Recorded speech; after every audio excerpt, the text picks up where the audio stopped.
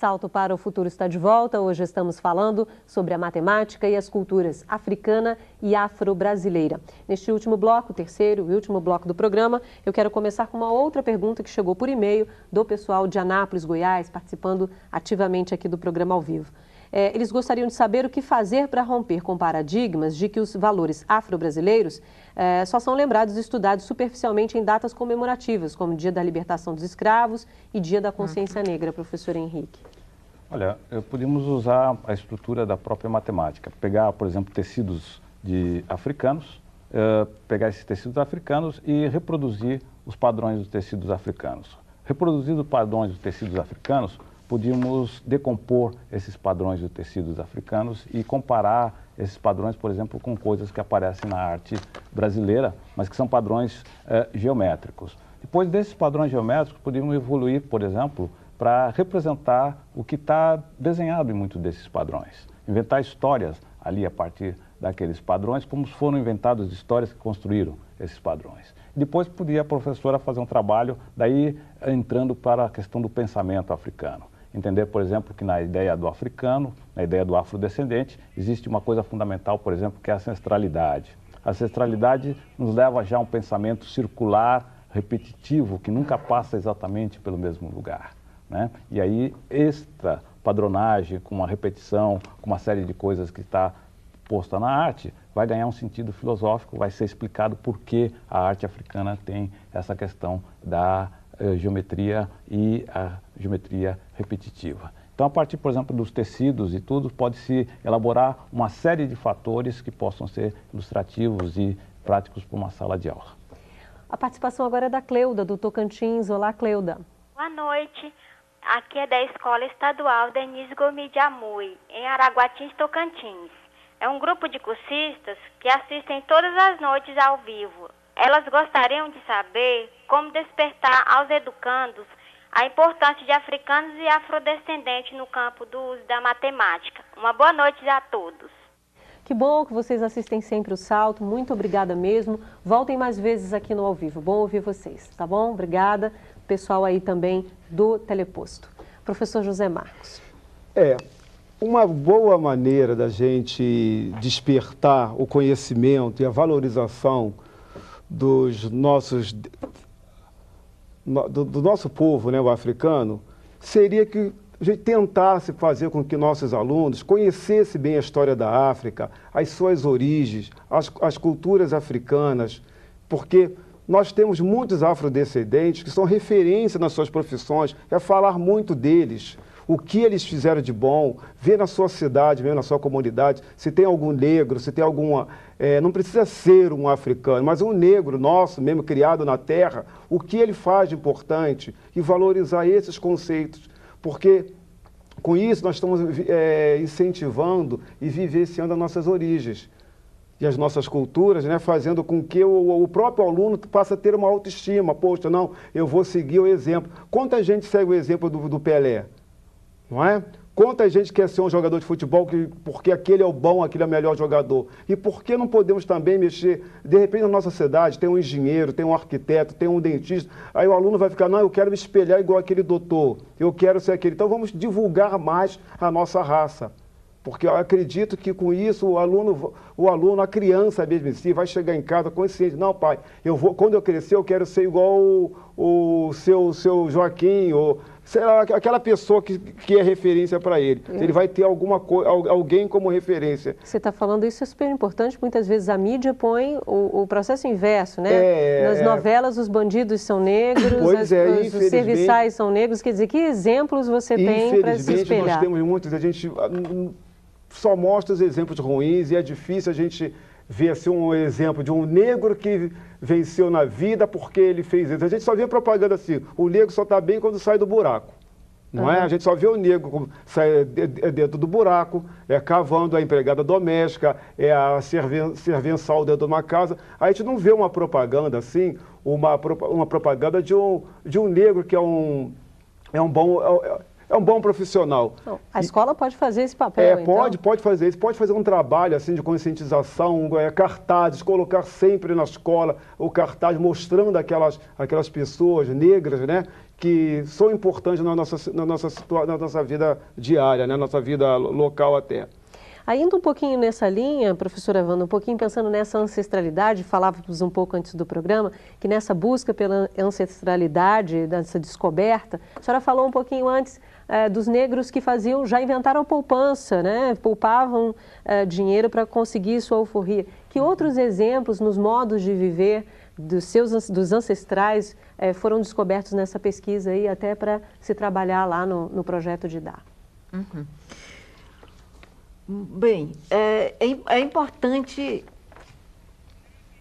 percebermos o que estamos fazendo com as nossas crianças. Né? Que tipo de escola que fazemos com as nossas crianças? Que tipo de educação matemática que fazemos com a nossa criança? A escola precisa ser mais cantada. A escola precisa ser mais narrada. A escola precisa ser mais teatralizada, mais tocada, mais cantada. A escola é extremamente séria. Nós sabemos que uma criança, ela não tem mais de 15 minutos de atenção numa aula. Né? Mas nós colocamos essa criança 3 horas diante de nós, querendo que essa criança aprenda a somar, diminuir, multiplicar e dividir frações. Seria muito mais proveitoso essa criança estar andando. Ela está andando no entorno, ela está percebendo o entorno da escola. E isso é bem cultura africana. A cultura africana é uma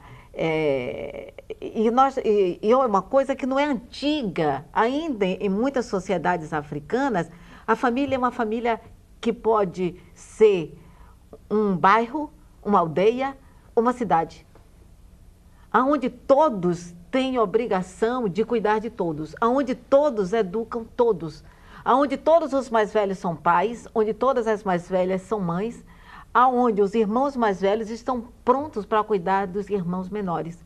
Quer dizer, essa, por exemplo, foi uma possibilidade que nós criamos na Didá de reconstruir, de recompor famílias ali dentro, já que não se trata de professoras formadas muitas vezes, são umas moças mais velhas que cuidam de crianças mais novas, então nós reconstruímos como um quilombo, como uma família mocambo. Então, essas questões históricas, essas questões ancestrálicas, elas precisam ser revividas, repensadas, ou, no mínimo, teatralizadas na escola, porque a palavra, nesse momento, é solidariedade. É estar junto, é conviver, é diferente de tolerância, é convivência. E essa convivência também pode ser aprendida. A gente está na reta final do programa, eu queria ouvir agora de vocês as considerações finais, os seus destaques para o que debatemos hoje aqui, professor Henrique. Olha, o destaque é nós, professores, enxergarmos que existe uma linha de pensamento africana e que ela pode ser explorada de diversas formas. Passar um bom vídeo com uma dança africana, reproduzi-la na escola, depois explicar todos os movimentos a partir da matemática e fazer uma reconstrução daquela dança de matemática é uma excelente aula de matemática de base africana. Isso vai ensinar os alunos a pensar a dinâmica, entramos na física, pensar a geometria pelas formas que aí aparecem e aí pensar o conjunto, a sua composição como grupo de dança. Então, exemplos existem vários, existe muita coisa que pode ser feita. O que precisa é fazê-los. Pense que existe um pensamento africano no cotidiano brasileiro e todo dia nós vamos dar um passo para compreendê-los. Ok. Professor José Marcos, suas considerações. Eu volto a bater na mesma tecla que eu brigo sempre e quero ver isso um dia funcionando. A valorização dos nossos alunos, levantando a autoestima deles, fazendo com que eles cresçam a partir do que já são. Porque todos eles já vêm do berço, já têm em mente a noção daquilo que eles querem fazer.